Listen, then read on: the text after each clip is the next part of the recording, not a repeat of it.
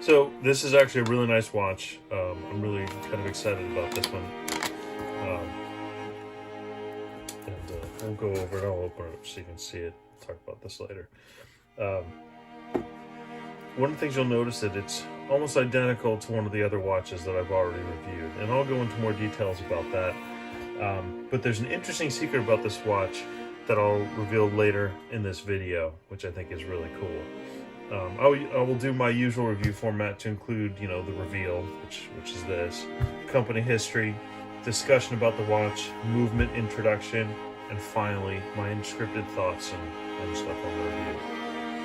So if you haven't already, subscribe, like the video after you've watched it, post any comments below, and stay tuned for the history of the watch.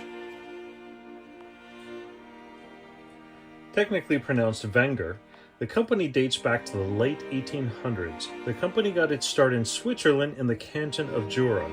This region is overlooked by the Jura Mountains and famous for a number of watchmakers whose names are too many to list. The company's first line of products include industrial cutlery and butcher equipment.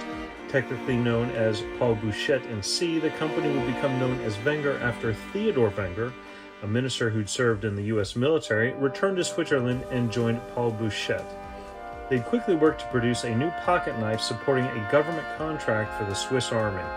This contract was split with the company Victorinox, thus beginning the long relationship with the company. For nearly 80 years, Victorinox and Wenger both produced Swiss Army knives. Wenger began production of watches in 1988, a year earlier than Victorinox. Things looked promising for both companies, but they were both hit hard in the aftermath of the 9/11 attacks. New airline rules outlined the use of pocket knives, which were common among passengers.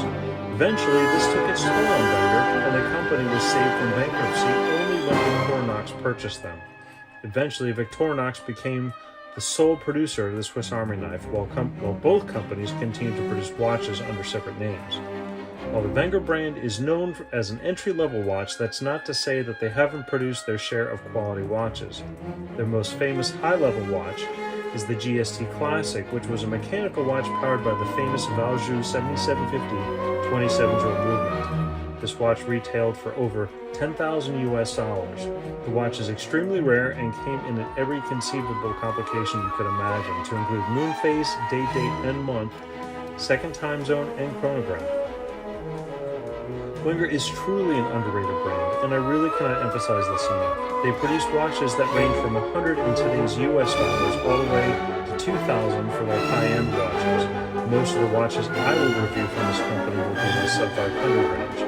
For the price point, you absolutely get a substantial value, and this watch is no exception.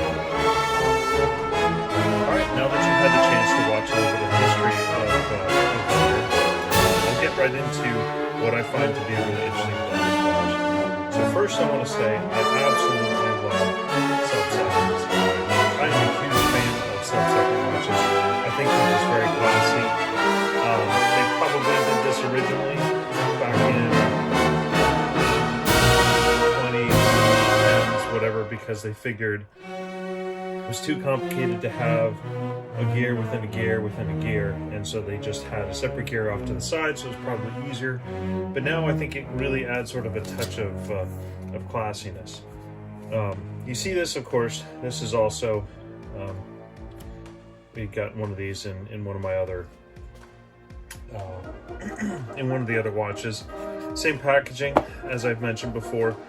This packaging is what you get when you order from a big box retailer, or you get it online. There's some nicer packages. I think I've got one here. This is from the Wenger GST. Sometimes they send stuff like this, and it just kind of goes in here. There's wooden ones, circular ones, all different kinds, but this is their go-to when they manufacture in bulk. And that's not to say that these watches aren't very nice watches, but quite honestly, I've never really been a fan of boxes.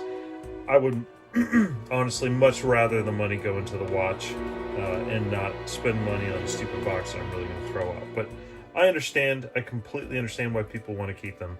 It is what it is. Let me take this wrap off so you can actually see the watch. All right, so I'm going to get into really what I find very interesting about this watch. One of the things that I'll tell you in a few minutes, and like I've said before, to me, it's really important that you know what's in your watch, just as you would want to know what kind of engine's in your car. I think it really says a lot about somebody that knows what's in their watch. Even if you don't plan on opening it up yourself, I think it's just important to know. And one thing you'll learn about this watch is that it has a really nice movement in it with respect to quartzes. The movement in this watch is the exact same as what is in many of the quartz-powered Tag Heuers. And so I actually think that's really cool. It really goes to show that they've put in the extra effort. And the movement, which I'll go into, is a 6004.B Ronda movement. Now, Ronda makes excellent Swiss sports movements, but the other one that had the GMT, that movement was a Z60. Now, while it is also still a good movement, it is a far less expensive movement. I think it's probably to the tune of maybe a fourth the price of the 6004 movement, and I'll go into more detail about that.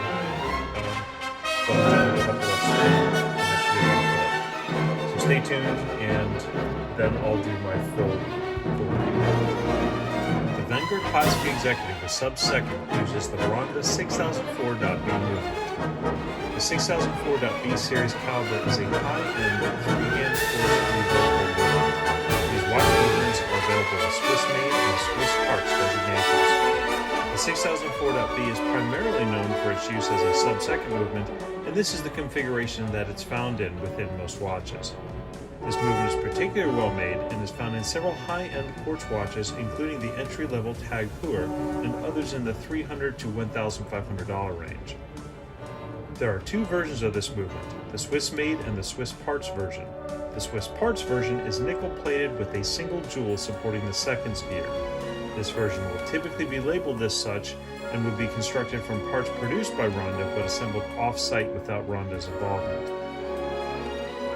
The Swiss-made version will either state Swiss or Swiss R9 to represent Swiss-made. The Swiss-made version of this movement is gold-coated and has 5 jewels supporting all the primary gears. This movement will have been assembled in-house at the Ronda manufacturing facility, and while made of higher quality gears, will also have slightly improved precision, leading to slightly better accuracy. The 6004.B movement takes a 373 battery cell, which supports a very powerful stepping motor like other Ronda movements. Battery life can be supported by up to 10 years with the hacking feature, but is rated for 40 months battery life with the watch in full operation. The quality of the movement is very decent for the cost, with a claimed accuracy of plus or minus 10 seconds per month for the Swiss-made version. Alright, this is my favorite part of the entire video because I get to actually wear this after I stop rambling about it. So I'll try and get through this pretty quick. First about this is the hacking feature we had talked about. Notice the crown is pulled out. So when I push the crown back in, it should re-engage. As you know, this movement can hold power for up to 10 years with the crown pulled out.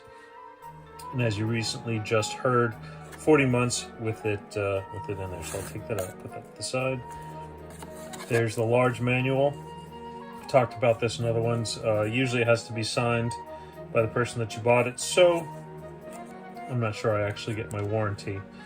This is Vanguard's manual for pretty much all their watches, including chronographs and standard watches. It's kind of interesting. It's got different ones for different movements. See, it'll actually say, I don't know, this is Russian or something, but it actually says Z60 for the Z60 movements. Part of another reason why I think it's important to understand what you've got in your watch. So, put that to the side, and I'll take this thing out so I can actually start talking about it. Again, you see this is just like the other Classic Executive that I had. It's got a very nice watch strap. I really like these. I think that they're very nice. It's a 20 millimeter. I don't need to measure because it literally says it right there. 20 millimeter genuine leather watch, signed with the Wenger. Got a signed buckle as well. So first thing you notice, this classic executive with sub-second is a $325 watch. So you can see that the model number is 79313C. Now that's not what I paid. Excuse me. I think I paid $60. Again, I negotiated as well. I got it from a company that buys in bulk, and they ship them out, but I didn't really check them, so I suppose that's okay. This one turned out well. Very nice watch. It's the standard style that you get from the classic executives. So we've already talked about this. There is a seal, at least based on the other one that I looked at, there's a seal at the back of the crown and one in the shaft, on the shaft as well. So it seals it pretty well. Hacking features enabled. When I push this in, the sub-second should begin. Yes, so awesome, good, battery's good. You can see the date at the 3 o'clock point, and it's got a very nice, and I don't believe this is called guilloche, I have to remember what this is called, but very nice design on the face. It's sort of a brushed steel look, so it's definitely metal, it's not plastic, with gold accent, hour markers, and Arab numerals. Polished bezel, very nice. It has the standard Wenger mineral crystal with 3 layers of sapphire coating, which is actually really nice. I believe this is also 100 meter. Yep, 100 meter. I don't know if you can see that, which is nice. But I've mentioned this before.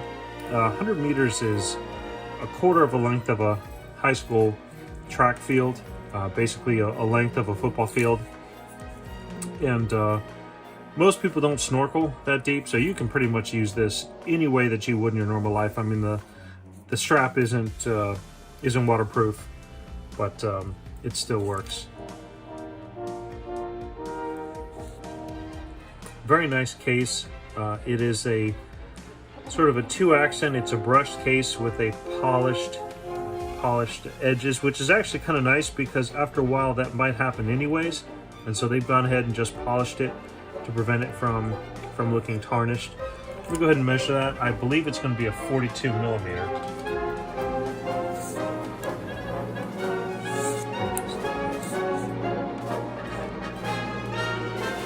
Yep, 42 millimeter. That's really nice. What else can I say about it? So it's got a screw-on back. The back it's a stamped and polished back. Still nice. It's not brushed like some of the others. It's not CNC like some of the others. But this case is definitely CNC. Signed crown, and I like the 2-tone accent color with the rose gold and the stainless steel. Very nice. There's an O-ring around here that helps give it the 100 meter protection. We've already talked about the movement, but this is a very nice movement and a very nice watch. At the price range for this watch at $325, you are essentially not getting anything different in this watch than you are with the Tag Heuer that is selling typically for $1,400, $1,500. So this is a $300 watch. It's a $1,500 watch at a $300 price point, and you can buy them all day long for about $100 on Amazon or eBay. So I know I keep repeating this, but I'm very excited. This is a very nice watch. So, all right, well, I think the only thing left for me to do is to get a nice loom shot, so I'll take care of that now.